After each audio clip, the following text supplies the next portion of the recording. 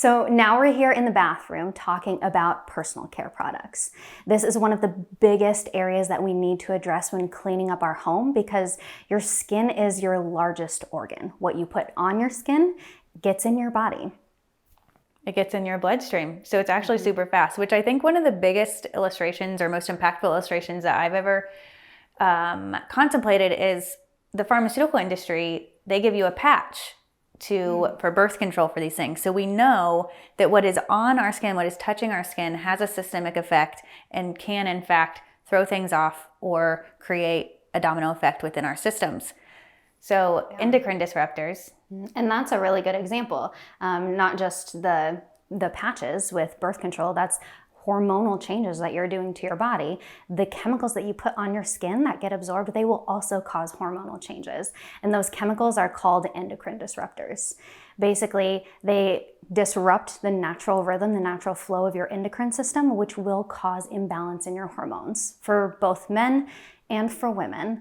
I think that when we get into hormone discussions, a lot of people kind of check out and think that it's just a female thing, but it affects testosterone just as much as it does estrogen. And mimicking estrogen can be an issue with boys and especially with our children as they're growing and developing in their balance of hormones. So Dr. Traci has her education with physiology and can understand the endocrine disruption. But for me, as a layperson and non-doctor, I read the book Green Enough, and it had a very good illustration of why we should care about these things called endocrine disruptors. The author says, "These hijackers are devious. They mimic, thwart, disorient, and otherwise interfere with hormones, and they can change the way our cells develop and grow. Some of these chemicals mess with sexual development. Certain ones can diminish intelligence and derail behavior. Others have the potential to throw our metabolic function and our immune systems out of whack." So when you hear those buzzwords, behavior, intelligence, metabolic function, we all know that those are very important things for our quality of life and for our ongoing health. Mm-hmm. And we can even take it a step further and think not just for ourselves, but for our families.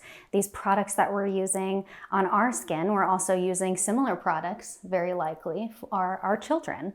And children in their developmental years, they can't take the risk of having hormone disruptors, especially at such a young age. So cleaning up your personal care products includes creating a healthier household and a healthier lifestyle for your kids growing up. And let's do the simple first. Let's talk about kids, because the reality is when you have a baby, not much else is needed aside from the simple nutrition that you give the baby. You don't have to have lotions for your baby. You don't have to have butt cream every day unless you have a wicked diaper rash. All of these things can become very complicated through marketing on baby products. It's a huge industry to sell the mother all of these different baby products. But the reality is, if you're a breastfeeding mother, that breast milk can double as eye ointment, can double as skincare, anything that you notice. If your child has a patch on its skin, that dry skin, breast milk is the magic solution. It is the cure-all. You can also use simple coconut oil if your baby has a burn. Coconut oil can help soothe the burn, combined with lavender, different essential oils there. And making sure that when we talk about the products that you use in the bathroom, in the bathtub, that we always are checking EWG, so that we have a simple product without the fragrances, without the top offenders with your hormones to wash their hair, to bathe them, and create that clean environment. Mm-hmm. Yeah, you can really give your kids the best start in life by making sure that you're using non-toxic, clean products for them. But let's go broad spectrum. Let's talk about some of the biggest, most common offenders as far as personal care products go. Things like deodorant. We talk about deodorant a lot. There's a difference between deodorant and antiperspirants. Antiperspirants have aluminum in them, which is a heavy metal that when it gets absorbed into your body will stay there for a very long time. It's very difficult to get those metals out of your body. So looking up specific deodorants, not antiperspirants, and using those for both men and for women is a good way to clean up your personal care regimen. And I think that culturally, deodorant is maybe one of the hardest ones to change, but it's one of the highest returns, because there has been research that shows when you put the antiperspirant under your armpit that it has a direct effect on things such as breast cancers and those cancers that are even regionally specific. So if we can get to the point where we switch from an antiperspirant to a typical classic deodorant, and not be weirded out by sometimes sweating, but just controlling our odor, it has a high return, even though it can be a difficult switch. And we always say in our house that we switch our deodorant probably every 4 to 6 months, because that's how it stays effective. You'll find a natural deodorant that works beautifully for a short period of time, and then you'll say, I'm smelling by noon. I should probably change my deodorant to get something that's kind of going to kick my body a little bit more aggressively for the next several months. So right now I use the amber oil deodorant, but we've gone through periods of time where we use the essential oil brand deodorants, or we make our own deodorant, or Jason. There's different ones you'll find in the grocery store that you can look up on ewgskindeep.org and then make that switch. I think the key with deodorants is you never want your body to get too used to something. Yes, right? And that's the periodic thing, the switching thing. That's good. Exactly. Another common one that people don't really think about, but we use every single day, multiple times a day, is toothpaste. A lot of toothpastes are made with fluoride, SLS, which is that sodium lauryl sulfate that we were talking about with the dish soap. Those chemicals we're putting directly in our mouths. And so not only are we absorbing them through our mucous membranes, but also swallowing it. So it's getting into our digestive system as well. So cleaning up your toothpaste, swapping that out for something that is non-toxic, is a really easy way to make a big change. But wait, fluoride, I thought that was good for me. Common misconception. Yes. People who have looked into fluoride can now see that fluoride was put into our drinking water and into our toothpaste because there was an oversupply of it. And after World War II, we needed something to do with all the fluoride that we had. And we thought, well, it'd be a great idea to get the public benefit by putting it into our drinking water. When you look a little deeper, it's really easy to find that it is a major neurotoxin, that it is dangerous for our brains. And we don't like fluoride in our house. It's one of the non-negotiables.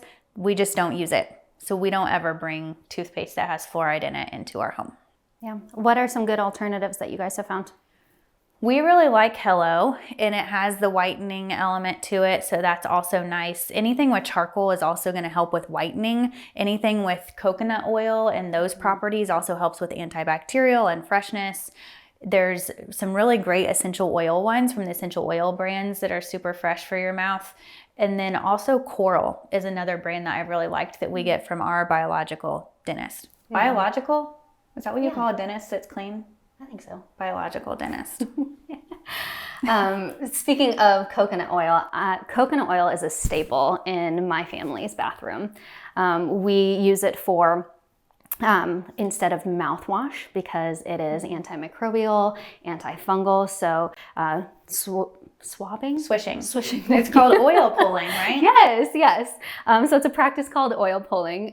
You swish coconut oil in your mouth for 30 seconds to a minute. And it cleans out the spaces in between your teeth. It cleans out your gums. And the only trick is when you are done, you don't swallow it. You spit it out in a trash can, not down the drain, because coconut oil is solid at room temperature, so you don't want that clogging your drain. That would be sad. Yes. If you make this good habit and then you have to call the plumber. So good tip. But coconut oil is great for that oil pulling practice for cleaning out your mouth. I also use it as a makeup remover to remove all of my cosmetics. It's very moisturizing. It's also a good replacement for lotion. Yes. So this is kind of an all-purpose thing that you can keep in your kitchen as well as your bathroom. Let's talk about cosmetics then, since you talked about removing them. Yes. So personal care products are for everyone, but specifically when it comes to females and cosmetics, heavy metals and toxins are laden in all of the products that we are conventionally marketed, I think.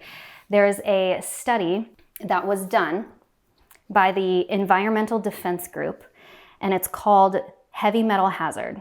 the health risks of hidden heavy metals in face makeup.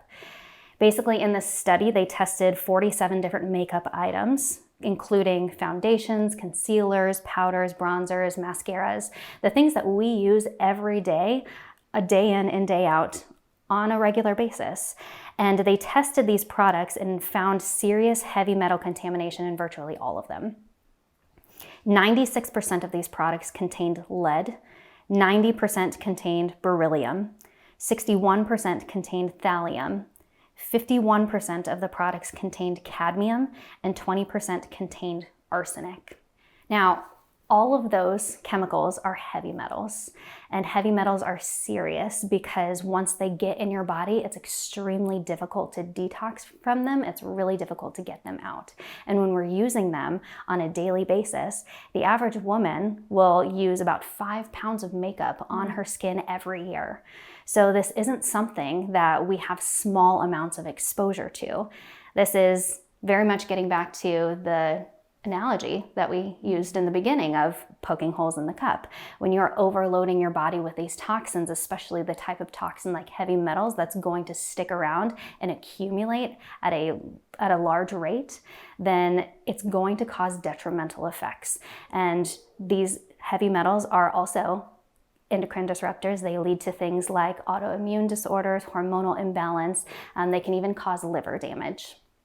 So one of the things that I cannot emphasize enough, though, is when you're using these products, always dig deeper. A lot of us women, I think, use makeup because we feel like we need to cover up blemishes or we're unhappy with the way our skin looks. So really, if you're having conditions like acne, psoriasis, eczema, things that are issues that you want to mask and cover with cosmetics, dig a little bit deeper because the vast majority of skin issues actually come from the gut. So you can go a long way in needing less cosmetic use simply by cleaning up your diet, cleaning up your water, getting to the root cause of a lot of issues that you may have. Yes, and getting that look that you want. I think that's so true that a lot of women are simply looking to feel youthful and radiant and have that glow. But when you minimize toxins and you have a proper diet and all those things, then we can address a lot of those things from the inside out. But I myself, I do love makeup. So it's a good thing to talk about. And it took me years to be super intentional about my makeup because I have to admit, when I first started searching this, I would search online, Hollywood grade clean makeup. So I was like, I'm not gonna stop using my makeup if it's not Hollywood grade, if this isn't camera ready.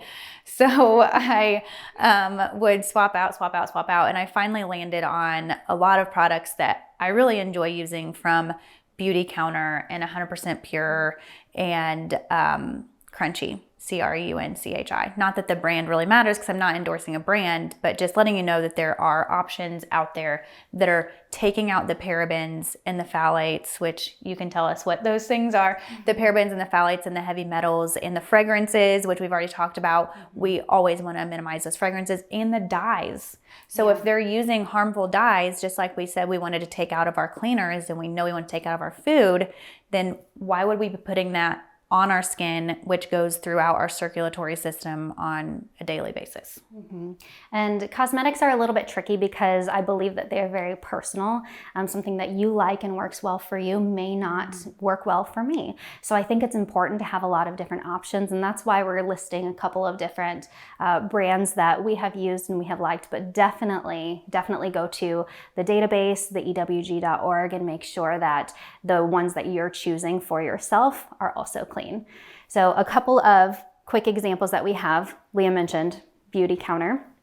That's one that I really like to use as well. They have a lot of really good cleaners.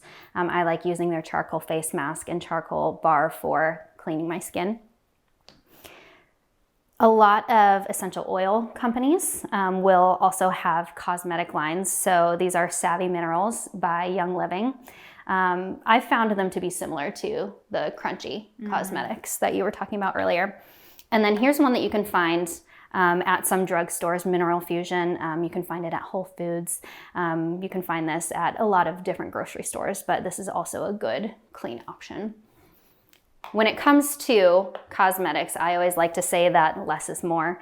Using a powder over like a cakey foundation, something that's going to cover and sit in your pores, is always going to be a better, lighter option for you.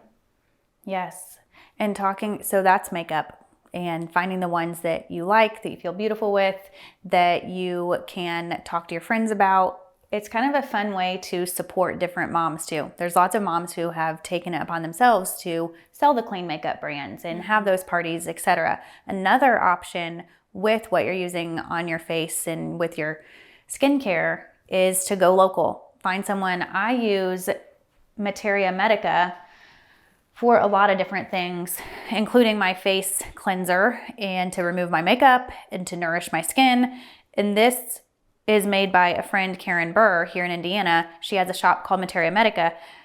I'm holding my face cleanser for this month. She does different ones all the time.